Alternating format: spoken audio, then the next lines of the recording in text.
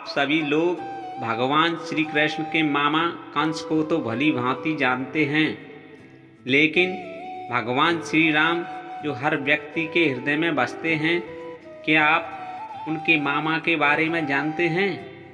वह कहाँ के रहने वाले थे? उनका नाम क्या था?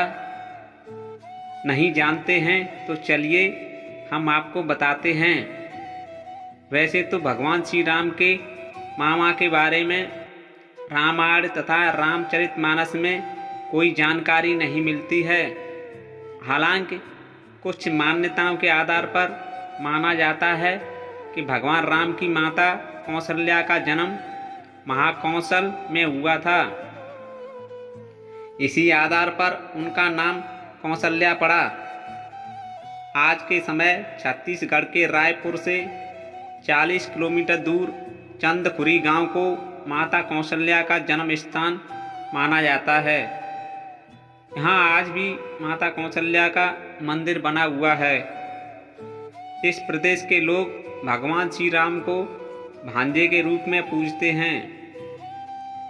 महाकौशल क्षेत्र, जिसका कुछ हिस्सा अब छत्तीसगढ़ में चला गया है, यही महाकौशल क्षेत्र माता कौशल्या का मायका कहलाता है। जब राजा दशरथ ने राजसूय यज्ञ किया, तब विंध्य राजाओं से मिलने आए वहां माता कौशल्या को देखकर आकर्षित हो गए और उन्हें अपनी रानी बना लिया। दोस्तों, अब आपको बताते हैं भगवान श्री राम के मामा के बारे में। माता कौशल्या के पिता सुकौशल और माता अमृत प्रभा थे, लेकिन श्री राम के मामा का प्रमाण रामायण में कहीं पर भी नहीं मिलता है। मात्र सत्यजीत रामायण में भगवान श्री राम के मामा का उल्लेख मिलता है। इस रामायण के अनुसार भगवान श्री राम के मामा का नाम मनु था। क्या आप जानते हैं, राम नाम सिर्फ 2 अक्षर नहीं बल्कि एक अदृश्य शक्ति है जो मन को शांति और आत्मा को आनंद प्रदान करती है। इसकी गहराई वही समझ सकता है जिसने सच्चे मन से राम के नाम का जप किया हो। भगवान श्री राम से कई गुना ज़्यादा प्रताप तो उनके नाम में है। राम नाम कोई साधारण शब्द नहीं, यह तो एक ऐसा दीपक है जो हमारे मन के अंधकार को प्रकाश से भर देता है। कहा जाता है कि भगवान शिव भी राम नाम का ही जप किया करते थे।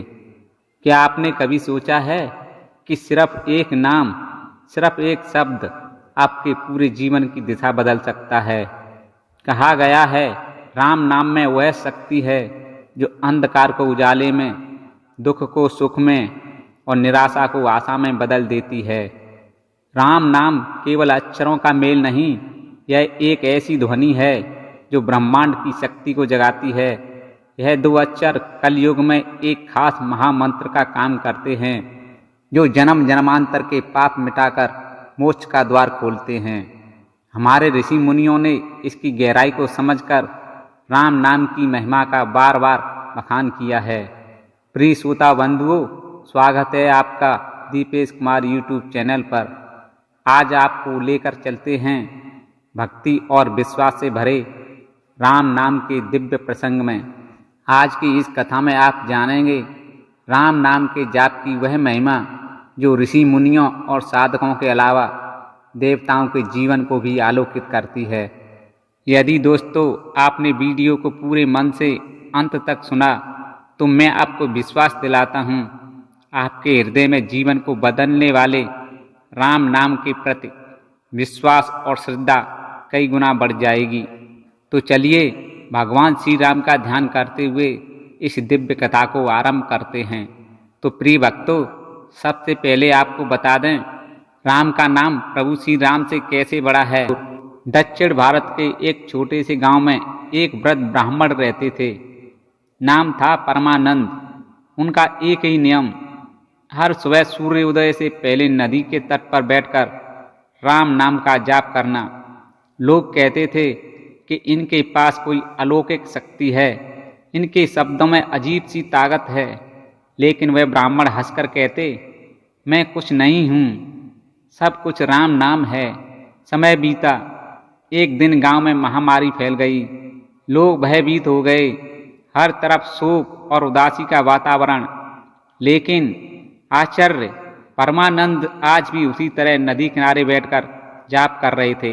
ना डर, न घबराहट, ना कोई चिंता।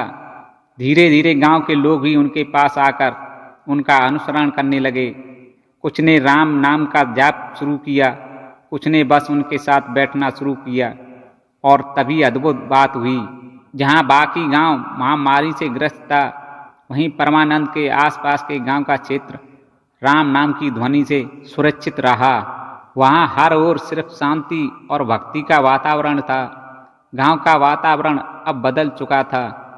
हर ओर भय की जगह श्रद्धा और भक्ति का प्रकाश फैलने लगा। कोई तिलिस्म नहीं, कोई जादू नहीं, बस राम नाम की ध्वनि और विश्वास की शक्ति ने सब कुछ बदल दिया। क्योंकि राम नाम कोई साधारण शब्द नहीं है, यह उस पुरुषोत्तम का नाम है जो सत्य, धर्म और प्रेम के प्रतीक हैं। तो सोचिए, जब राम नाम इतना अद्भुत है, तो हम क्यों न इसे अपने जीवन का आधार बना लें? क्यों न अपने हृदय में इस नाम की वह लौ जलाएं जो कभी बुझे नहीं। सच्चे मन से राम नाम का जाप कीजिए, क्योंकि यही नाम है जो जन्म से लेकर अंतिम सांस तक हमारा साथ निभाएगा। राम नाम केवल एक उच्चारण नहीं है, यह भक्ति है, श्रद्धा है और पूर्ण समर्पण है।